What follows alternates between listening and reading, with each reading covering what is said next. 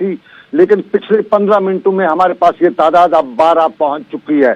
और मरने वालों में कोविड के रिलेटेड मरने वालों की तादाद जो 12 है, इनमें सबसे पहले सुबह की जो खबर आई थी वो जम्मू से खबर आई थी, और जम्मू में 75 साल पुलिस के सब इंस्पेक्टर पे, माफी दीजिएगा 58 साल के पुलिस के सब इंस्पेक्टर के मारे जाने की खबर आई। बताया गया कि ये 22 जुलाई से अस्पताल में एडमिट था और डायबिटीज का मरीज होते हुए कोविड ने इससे अपने शिकार बना लिया। और इसके फौरन बाद दूसरी खबर हमारे पास यही आई कि 65 साल खातून ये सोपोर की और श्रीनगर के एसएमएच अस्पताल में कोविड का शिकार होते हुए जिंदगी की जंग हार बैठी है। और फिर तीसरी खबर आई श्रीनगर के खानियार इलाके का 65 साल शख्स और यो भी कोविड का शिकार। और लगभग आज की आज से बात करें, नाज़रीन को बताना चाहेंगे, आज लगभग उम्र की हद जो कोविड ने ले रखी वो 65 के आसपास ही थी, और आज खवातीन ज्यादा निशाना खवातीन बनी। और 65 साल खानियार के शख्स के साथ साथ दूसरा शख्स श्रीनगर के डाउनटाउन के महाराजगंज इलाके का शख्स जो है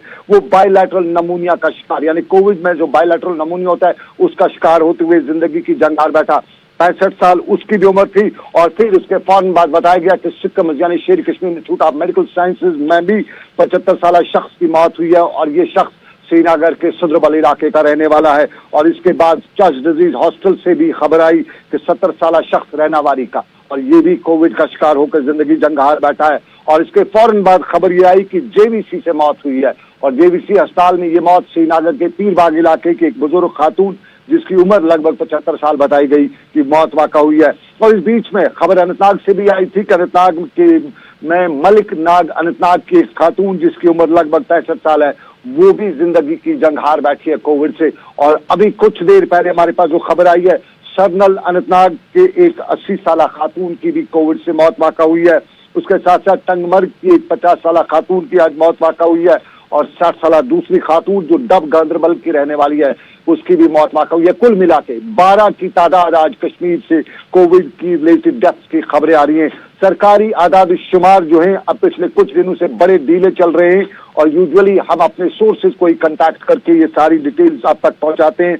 और हमारे जराये ने बताया है कि अब तक और 3 और लोगों के हवाले से भी बताया जाता है कि क्रिटिकल कंडीशन में है, और ये श्रीनगर के चर्च डिजीज हॉस्पिटल में 3 और बीमार हैं। ये हालत कोविड की, और कोविड के हवाले से अगर पॉजिटिव केसेस की तादाद बताई जाए तो आज भी कम नहीं है। 353 केसेस आज जम्मू कश्मीर से पॉजिटिव केस आए। इसमें 48 ट्रेवलर्स हैं, यानी जो सफर कर चुके हैं, सफर करते हुए आए हुए हैं, जबकि 42 फोर्सेज के एहलकार भी हैं। और इसमें 129 का ताल्लुक जम्मू सूबे से है, जम्मू सूबे की बात करूं, जबकि 224 जो आज पॉजिटिव केस आए ये कश्मीर सूबे से हैं। अगर डाटा ब्रेकअप दिया जाए तो श्रीनगर से आज 40 पॉजिटिव केसेस आए हैं, और श्रीनगर के साथ साथ बारामूला से 2 पॉजिटिव केस आए हैं। कुलगाम से 83 केसेस आज पॉजिटिव आए हैं। शोपिया से 69 केसेस आए हैं। पुलवामा से 4 आए हैं। बारामूला से 36 आए हैं, और जम्मू से 45, कठुआ से 29, राजौरी से 7, उधमपुर से 4, रामबन से 24, सांबा से 13, पुंछ से 2, कश्तवाड़ से 4 और रियासी से 1। कुल मिला के आज जम्मू कश्मीर में 353 केसेस जो है वो पॉजिटिव केस आए। लेकिन इस सारे के बीच में न दवाई निकल रही है, ना भी कोई इलाज नजर आ रहा है। अगरचे आज कुछ डॉक्टर साहिबान ने दावा भी किया कि उन्होंने तजुर्बा किया है, लेकिन उस तजुर्बे के अभी तक नतीजे सामने नहीं आए हैं, और माना जा रहा है कि जल्द ही तजुर्बे का जो नतीजे हैं वो सामने आएंगे, और इस बड़ी मुसीबत से राहत तो मिलेगी ही, लेकिन अभी तक कोई राहत नहीं है। और राहत में सिर्फ लॉकडाउन, और ये लॉकडाउन आज दूसरा दिन कश्मीर वादी का झलक आपने भी देखी, लेकिन कल के बरक्स आज श्रीनगर में वो झलक नहीं थी जो कल थी। वक्त के साथ शायद एडमिनिस्ट्रेशन कश्मीर की ढीली पड़ती जा रही है, और आज एडमिनिस्ट्रेशन पूरी जमीनी सतह पे उतनी अमलाई नहीं जा रही थी जितना कोविड के रिलेटेड होना चाहिए था। क्योंकि परसों बताया गया था कि चेन को ब्रेक करना है तो कोविड के रिलेटेड जो लॉकडाउन है ये जरूरी है। लेकिन आज ग्राउंड पे लॉकडाउन तो था, लेकिन लॉकडाउन सिर्फ दुकानों का था, कारोबारी इदारों का था। ग्राउंड पे गाड़ियां चल रही थी, लोग चल रहे थे, और कल जिस तरह लोगों के पासेस वगैरह चेक किए जा रहे थे, आज वो सूरत हाल नहीं थी, यानी ढीली पड़ गई थी सरकार दूसरे ही दिन। और खासतौर पे लॉ इन्फोर्सिंग एजेंसीज ग्राउंड पे ढीली पड़ते हुए आज खामोश तमाशाई बने हुए थे। कहीं पूछताछ नहीं की जा रही थी, कहीं रोका नहीं जा रहा था। नाके तो लगाए गए थे, लेकिन खानापुरी वाले नाके, वो नाके जहां आदमी सिर्फ ड्राइविंग सीख सकता है, कोई पूछताछ उससे नहीं की जा सकती है। और इस लॉकडाउन के दौरान जनूबी कश्मीर, शुमाली कश्मीर, श्रीनगर यानी वादी कश्मीर के हर तरफ जहां एक तरफ लॉकडाउन था वहीं चलना फिरना भी जिंदगी बीती और साफ बता रही थी कि कहीं न कहीं सरकार के कुछ पुर्जे जो है बड़े ढीले पड़े हुए हैं और उन्हें तेज कसने की जरूरत भी है। लेकिन इस सारे के बीच में हमारे यहाँ बवाल क्वारंटीन सेंटर्स का लगातार देखते आ रहे एक वीडियो हम दिखा रहे हैं। अभी कुछ देर पहले NIT कश्मीर में जो क्वारंटीन सेंटर बना हुआ है वहां पे मुजाहरा हो रहा था और मुजाहरे की वजह हम बताएंगे आपको, लेकिन पहले एक झलक वहां शाम गए मुजाहरे की आपको दिखाते हैं। Justice! We want justice! We want justice! We want justice!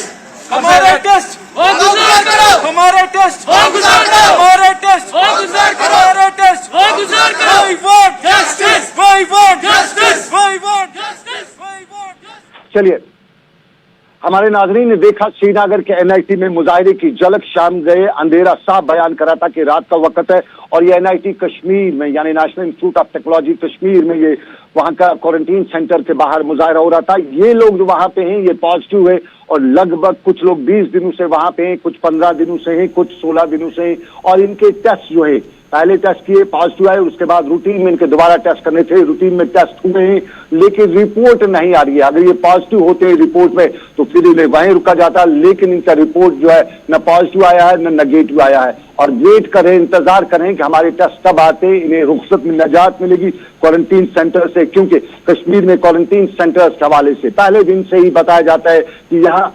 इलाज कम अजाब ज्यादा किया जाता है। और श्रीनगर के रैनावारी अस्पताल की भी कुछ तस्वीर हमारे पास पहुंची है, हम वो प्ले नहीं कर सकेंगे क्योंकि थोड़ी सी डिस्टॉर्टेड वो पिक्चर्स है, लेकिन उन पिक्चर्स को देख के लगता है कि श्रीनगर के रैनावारी अस्पताल का भी खुदा ही हाफिज है। कोविड हॉस्पिटल है लेकिन वहां जिस तरह से पेशेंट रखे गए हैं, जिस तरह से पेशेंट अंदर है, उनको देख के कहा जा सकता है कि अंदर की सूरत-ए-हाल का खुदा ही हाफिज। बाहर सरकार या महकमा सेहत कितने भी बड़े दावे करे लेकिन अंदर से ये पूरा खोखला हो रहा है और वहां की इंतजामिया सिर्फ तमाशा देख रही है। ये कश्मीर के दिन के सूरत-ए-हाल, लेकिन इस सारे के साथ साथ और भी मामला। पहले आप आगे जाएं, एक अच्छी खबर भी यहाँ पर अपने नाजरीन को बताते चलें और वो ये है दिल्ली के all India institute of medical sciences AIIMS के अंदर, जहां पर वैक्सीन को तैयार करने की लगातार कोशिश की जा रही थी और आज एक 30 साल मरीज को एम्स दिल्ली के अंदर एक डोज दिया गया है, यानी उस दवाई को जिसे बनाने में कम से कम 4.5 महीने लगे हैं उसका पहला डोज आज एक 30 साल शख्स को दिया गया है।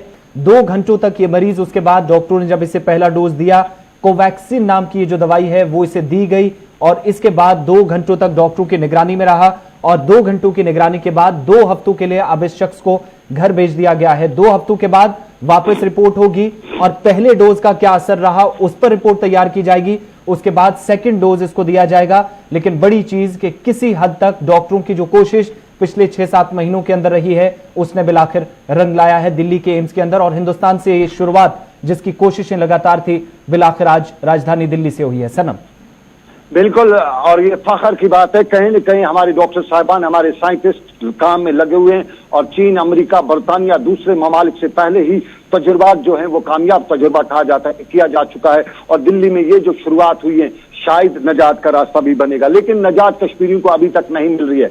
एक नजात जो क्वारंटीन सेंटर्स की मैंने बताई थी और दूसरी मुसीबत जो बाहर से नॉन जम्मू कश्मीर के रेजिडेंट जो हैं, जो लेबर क्लास है, जो बाहर से आ रहा है, उस हवाले से आपको बताता चलूं और अपने नाज़रीन को भी और सरकार तक भी ये बात पहुंचाना चाहेंगे कि हमें बावसूख ज़राया और इंतजामिया के कुछ अहदेदारों से भी मालूम हुआ है कि बगैर किसी पूछताछ के, बगैर किसी रजिस्ट्रेशन के बाहर से गैर रियासती मजदूरों का कश्मीर आना बराबर जारी है, उसमें कोई रुकावट नहीं हो रही है। न बानिहाल में उन्हें रोका जाता है, न उधमपुर में पूछा जाता है, न रामबन में कोई तफ्तीश की जाती है। सीधा जम्मू से गाड़ी में बैठते हैं और जम्मू श्रीनगर कौमी शाहराह पर सफर करते हुए सीधा खन्नाबल में आके रुकते हैं, वहां पे उनके टेस्ट लिए जाते हैं और दिलचस्प बात यह भी है कि जहां उनके टेस्ट अनंतनाग में लिए जाते हैं, वहां अनंतनाग के बाद वो आगे कहां जाते हैं, उनकी ट्रेसिंग और ट्रैकिंग कहां होती है, ये किसी को, सरकार के किसी भी अहदेदार को पता नहीं चल पाता है कि वो कहां जाते हैं। और दूसरी खबर, पहले हम अपने नाज़रीन को बताएं कि हमारे साथ जो अहदेदारों ने बात की उन्होंने क्या एतराफ किया, जरा वो भी हम सुनाते हैं अपने नाज़रीन को और सरकार तक ये बात पहुंचाना चाहते हैं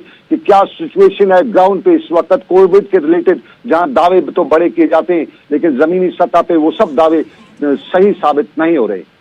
हमारे पास एक लिस्ट आती है गाड़ियों की जो हम चेक करते हैं, क्रॉस चेक करते हैं, वेरीफाई करते हैं कि यही गाड़ियाँ हमारे पास आ जाए, क्योंकि हमें एट फर्स्ट हैंड इंतज़ाम रखना पड़ता है, डॉक्टर साहिबान का, ये BTMS का सारा प्रोसीजर जो होता है वो अकॉर्डिंगली होता है। तो हमारे पास जो गाड़ी इलीगल आती है तो वो हमें परेशानी हो जाती है, दिक्कत हो जाती है, क्योंकि अपने टाइम पे गाड़ी जब नहीं पहुंचती है तो हमें डॉक्टर साहिबान को यहाँ बुलाना पड़ता है, ये लैब टेक्नीशियन को बुलाना पड़ता है जो उनका टेस्ट वगैरह करते हैं। तो हमारे जो प्रोटोकॉल्स हैं वो ये है कि अगर कोई गाड़ी पोल्यूशन के बगैर आती है तो उनको जो फ़ाइन है वो देना पड़ेगा यहाँ पे। एक्चुअली हमने 3 बसेस का फ़ाइन बनाया आज तक, और कुछ ट्रैक्टर्स आए थे जो इलीगली आए थे विदाउट परमिशन, तो उनका हमने फ़ाइन बनाया। अराउंड कुछ 1.25 लाख के आसपास हो गया फ़ाइन जमा। तो काजीगुंड के अंदर इस वक्त ये मजदूर पहुंचे हैं, गैर रियासती मजदूर हैं, लेकिन सनम एक चीज बड़ी इंपॉर्टेंट इसमें ध्यान देने वाली, पूरी जब हम साउंड बाइट सुन रहे थे तो खुद इंतजामिया के अफसरान जो हैं, जो जिम्मेदार हैं, वो ये कह रहे हैं कि जो एक वर्ड उनने इलीगल यूज किया और दूसरा विदाउट परमिशन। सवाल ये भी उठता है, जहां पर रामबन और उधमपुर के अंदर शुरुआत की, हमें याद होगा कि जब से कोविड-19 का पहला केस डिटेक्ट हुआ था वादी कश्मीर के अंदर श्रीनगर से, तो उस वक्त खबर यह आई थी कि पुलिस और सिविल इंतजामिया ने सबसे पहला स्टेप लिया था कि स्क्रीनिंग पॉइंट्स जम्मू श्रीनगर कौमी शाहरा पर कायम किए जाएंगे और सैंपलिंग भी बाकायदा तौर पर होगी। लेकिन उसके बावजूद टनल क्रॉस हो जाता है, उस पार गैर रियासती मजदूर पहुंच जाते हैं और फिर खुद जिम्मेदारान ये कह रहे हैं कि इलीगल और विदाउट परमिशन गाड़ियां भी यहां तक पहुंच रही हैं। सनम, चलिए, ये सरकार का एतराफ है, अहदेदार का खुद एतराफ है कि इलीगल तौर पे लोग आ रहे हैं और रात भर चलते रहते हैं। हमारे यहाँ कोविड के दौरान लॉकडाउन लगाया गया है, लेकिन इस शाहरा पर गैर रियासती मजदूर बसों में आते हैं, ट्रकों में आते हैं और रात भर चलते रहते हैं। और एक अंदाजे के मुताबिक 15,000 से ज्यादा इस वक्त जो है वो गैर रियासती मजदूर कश्मीर पहुंच गए। और दूसरी इससे रिलेटेड मामला ये भी कि जब ये कश्मीर पहुंचते तो ज्यादातर ये भट्ठू पे काम करते हैं, ईंट के भट्ठू पे। लेकिन ईंट के भट्ठू पे सूरत हाल ये है कि वहां पे उनके लिए, जब आज हम बडगाम के मुख्तलिफ भट्ठू पे गए तो वहां पे उन भट्ठू पे इनके लिए टॉयलेट फैसिलिटीज नहीं है। स्वच्छ भारत वज़ीर-ए-आज़म का खुद का ख्वाब, और आपको याद होगा कि अक़वाम मुत्तहिदा के इजलास के दौरान वज़ीर-ए-आज़म ने ताल ठोक के बताया था कि हम स्वच्छ भारत अभियान के तहत घर घर बाथरूम बना रहे हैं, टॉयलेट्स बना रहे हैं। लेकिन इन लोगों के लिए स्वच्छ भारत अभियान हो या कोई और अभियान हो, इन भट्ठों के पास, ईंट भट्टों के आसपास कोई टॉयलेट फैसिलिटी नहीं है और ये मजबूर होकर खेतों और खलिहानों में चले जाते हैं। यानी स्वच्छ भारत की धज्जियां भी खुलेआम उड़ाई जाती हैं और बडगाम जिले में इंतजामिया खामोश तमाशाई बैठी है। क्वारंटीन के नाम पर बात तो बडगाम की जिला इंतजामिया करती है, लेकिन जमीनी हकायक को बदलने में या जमीनी हकायक को परखने में, समझने में बराबर नाकाम दिखाई देती है। बडगाम की क्वारंटीन सेंटर के हवाले से ये मामला, लेकिन इसके साथ साथ एक अच्छी और खबर, आसिफ जिस तरह आपने बताया कि अच्छी खबर बताए रहे हैं हम पॉजिटिव जो मामला आती है उसके हवाले से, लेकिन एक और अच्छी खबर अपने नाज़रीन को या स्टूडेंट्स को मैं बताना चाहूंगा। अभी MHRD मिनिस्ट्री ने फैसला लिया कि कोविड की सिचुएशन को देखते हुए NITS और CFTI के जो एडमिशन के लिए 75% नंबरात के हासिल करने का जो क्राइटेरिया रखा गया था उसको खत्म किया गया है। यानी कोविड रिलेटेड सिचुएशन को अब को देखते हुए अब जो NITS या CFTI के इम्तिहानात में शामिल होना, बच्चा शामिल होना चाहिए, उसके लिए एडमिशन के लिए उसको सिर्फ 5% ही जरूरत है। और पहले इसमें बताते चले कि 12वीं जमात में 75% नंबरात होने चाहिए थे और ये अभी MHRD मंत्रालय ने बिल्कुल एक बड़ा फैसला है। सनम, इससे पहले कि हम आगे बढ़े, एक छोटा सा तिजारती वक्फा है और उसके